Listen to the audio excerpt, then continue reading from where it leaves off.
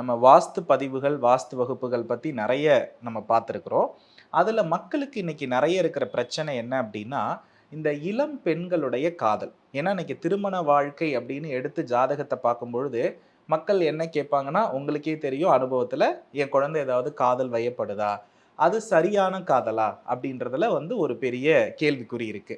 இப்ப நான் உங்களுக்கு வாஸ்துல சொல்லிக் குடுத்ததுல, ஒரு இளம் பெண் ஒரு தவறான காதல் அமைப்புல வீழுறது, அல்லது வேறு ஜாதி, அது சரியில்லாத நிலையில அவளுடைய வாழ்க்கையவே அழிக்கக்கூடிய அளவிற்கு, ஒரு வீட்டுடைய எந்த பகுதி, எந்த பாதிப்புகள் ஏற்படுத்தும்?